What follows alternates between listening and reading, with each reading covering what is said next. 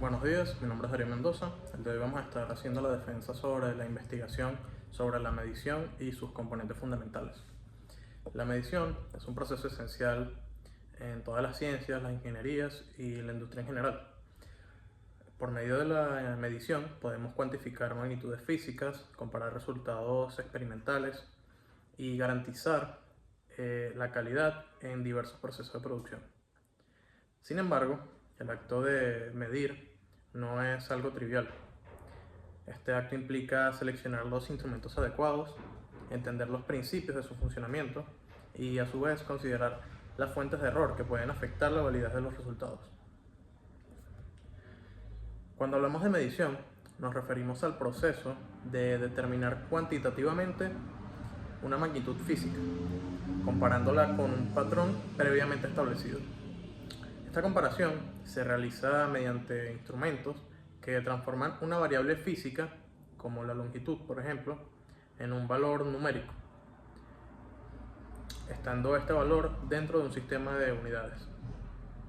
Las características generales de una medición son que, uno, implican una comparación directa. También se basa en sistemas de unidades normalizadas, por ejemplo, el Sistema Internacional de Unidades. Y otra de sus características es que siempre tiene un grado de incertidumbre, por más mínimo que sea. Cuando hablamos de los tipos de medición, nos damos cuenta de que se pueden clasificar desde distintos enfoques. Se pueden clasificar según el tipo de magnitud, teniendo así las magnitudes fundamentales, como lo son la longitud, la masa, el tiempo, la luminosidad también, por ejemplo. También tenemos las magnitudes derivadas, que son la velocidad, la aceleración, la densidad, entre otras. También tenemos, según la naturaleza del instrumento, tenemos mediciones directas, por ejemplo, medir una longitud con una regla, y también tenemos mediciones indirectas. Estas son las que se calculan a partir de otras mediciones. Por ejemplo, podemos medir densidad utilizando masa y volumen. Luego tenemos el tipo de medición según el tipo de salida. Tenemos mediciones analógicas y mediciones digitales. El ejemplo más claro es el vernier digital, que es la evolución del vernier analógico, digámoslo así. Luego tenemos los tipos de errores en la medición. Recordemos que en la introducción les había dicho que siempre hay un error, por más mínimo que sea. Estos errores pueden clasificarse según su origen. Tenemos errores sistemáticos, que son los errores que se repiten con la misma magnitud y signo en cada medición.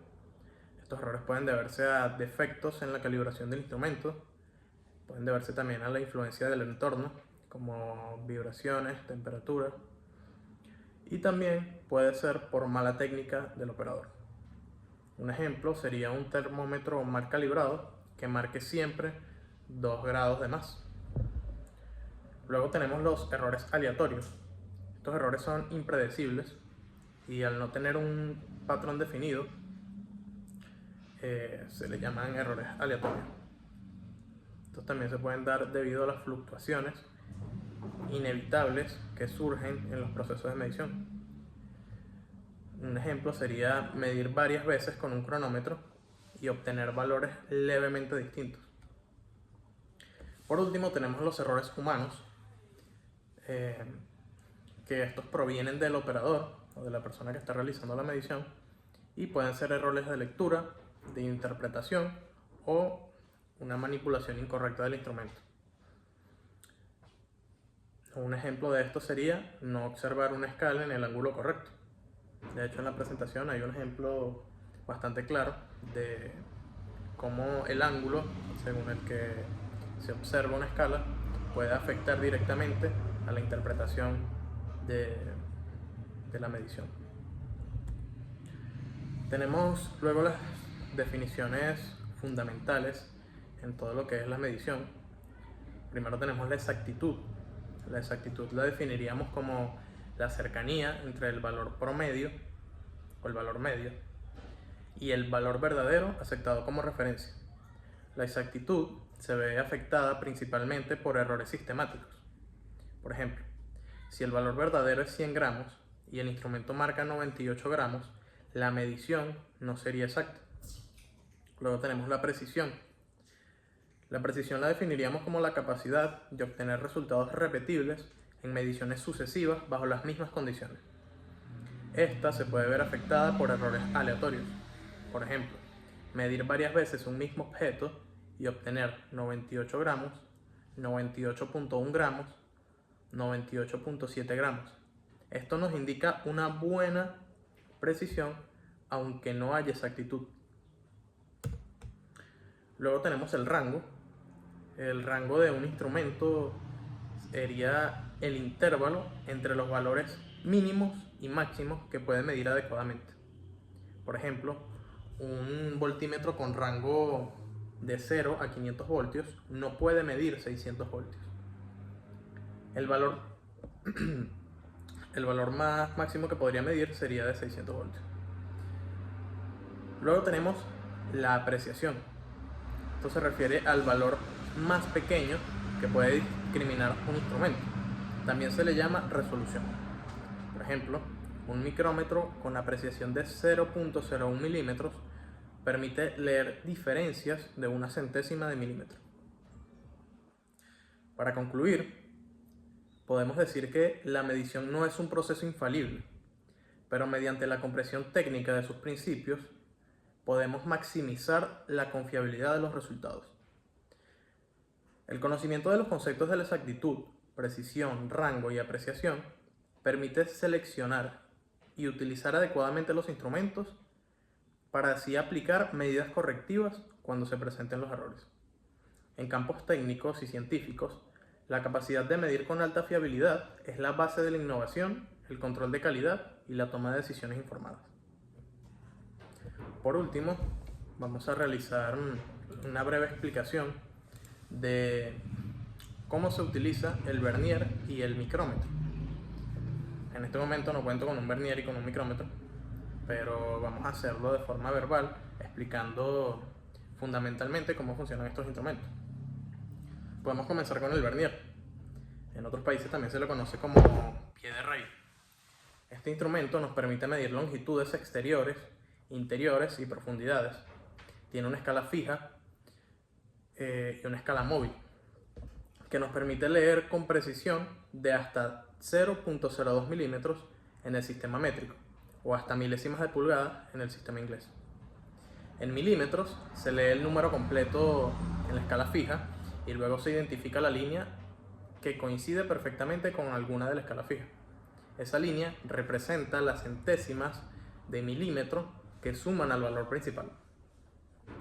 En fracciones de pulgada, algunos vernier usan escalas divididas en 1 sobre 128 pulgadas o 1 sobre 64 pulgadas. Primero se toma el valor entero y la fracción mayor visible en la escala fija y luego se suma lo que indique el nonius. En milésimas de pulgada, los vernier especializados pueden tener divisiones de hasta 0.0001 pulgadas. El procedimiento es similar, pero más detallado, y en este se lee el valor principal y se le añade lo que indique la línea del nonius que mejor coincida. Ahora, con respecto al micrómetro o tornillo micrométrico, este se usa para medir espesores o diámetros exteriores con mayor precisión, llegando a 0.01 milímetros o 0.0001 milímetros. Pulgadas, perdón. En milímetros se lee primero la escala del tambor fijo, que da los milímetros y medios milímetros, y luego se suma el valor del tambor giratorio, que da las centésimas de milímetros. En fracciones de pulgada no se suele usar micrómetro, ya que este instrumento trabaja con medidas decimales. En su lugar se miden pulgadas decimales y luego se convierte la lectura a fracciones si es necesario. En milésimas de pulgada se lee el número de vueltas completas. Cada vuelta equivale a 0.025 pulgadas en la escala fija y luego se suma lo que indica el tambor giratorio. dividido en 100 partes, cada una en 0.0001 pulgadas. Resumiendo, ambos instrumentos exigen práctica y precisión visual, pero con conocimiento del sistema de unidades y la escala correspondiente, se pueden obtener mediciones exactas y confiables. Bueno, esto ha sido todo. Espero que haya sido de su agrado y nos vemos la próxima.